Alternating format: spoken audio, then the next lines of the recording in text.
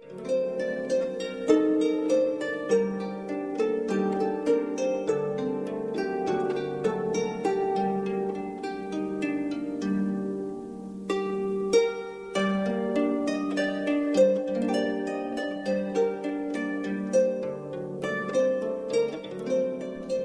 é a historia dun mariñeiro, e conto eu, que son a muller dun.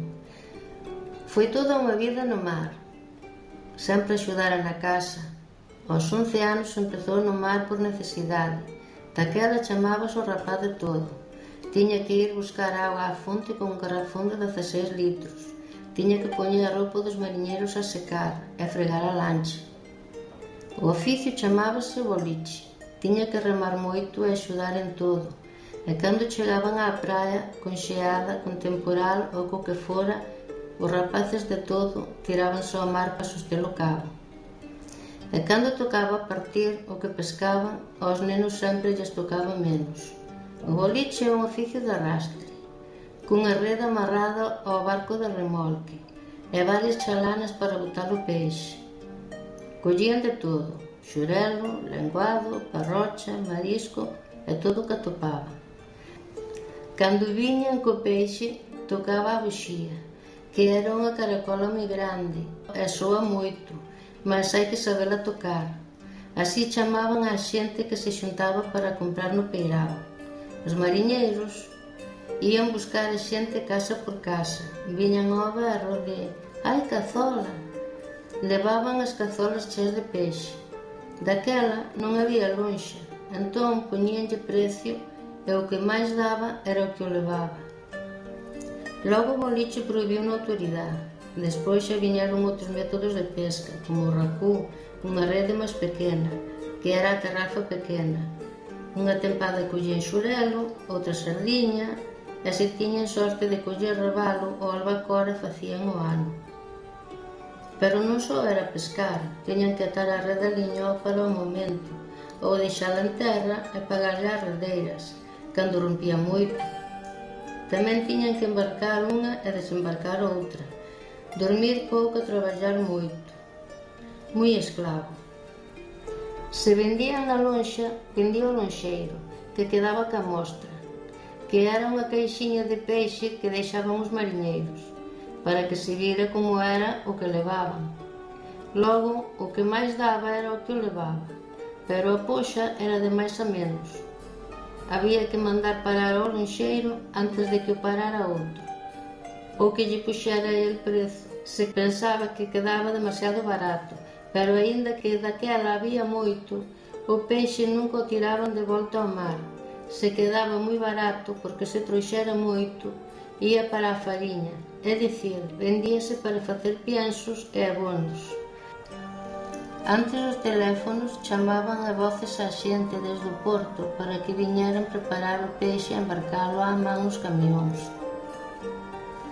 Con 16 anos foi ao Gran Sol, ali tampouco era doado. É mar aberto, veñen as ondas de todos os lados a un tempo, e tanto no verán como no inverno é terrorífico, pero máis no inverno.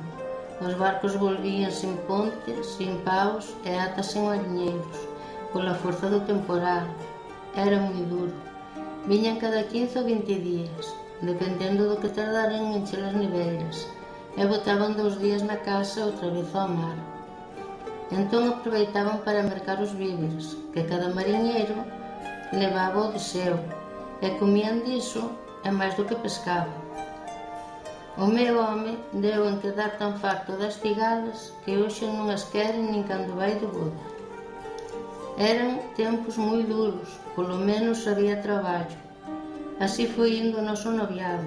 Aos 20 anos casamos e tivemos 2 fillos. Empezou a ir ao mar no Rei, que era o barco de seu pai, que ademais era o patrón. Mentres estudaba, para o patrón e máis o inglés, era un esforzo. Traballaba sen dormir, porque non tiña horario. Como tiñan a base na Coruña, botaba a semana sen ir á casa, e non o vía, os fillos nin a min. Vivía a bordo, eu botaba o de menos, eu estaba soa sempre, cos nenos día e noite. Logo compramos un barco, arruinounos. Entón foi cando tivo que ir a Sudán. Ali colleu a malaria e lle deu un infarto. Metérono nun hospital onde parían as mulleres. As cabras e as galiñas andaban por ali dentro.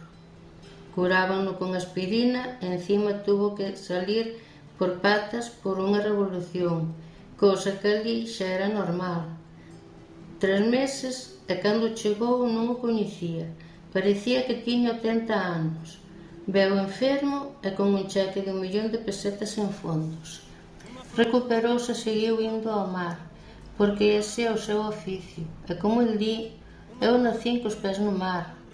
Agora está xubilado e está enfermo, pero segue coa afición. Nós non queremos que vaia ao mar, porque lle pode pasar algo, pero el é mariñeiro, e non hai quen o quite do mar. El quere morrer no mar. Cando vai ao mar, ben relaxado, contento e feliz. Para el é a súa vida. A nosa casa dá ao mar e ten unha habitación que, aínda que non é a mellor da casa, el quixo para dormir, porque dende a cama ve o mar, ve chegar os barcos do mar e tamén ve se é temporal ou está en calma. Gústalle o mar, aínda que sexan revistas, libros ou documentais, e agora mesmo busca o mar en internet. A morriña espallada polo mundo, a muller que na casa está elida, unha terra, un pobo e unha fala, castiñeiras, carballeira, romería, eireixados, mosteiros, gandeiría, rebaldenas, corredoiras, enfruxadas, unha terra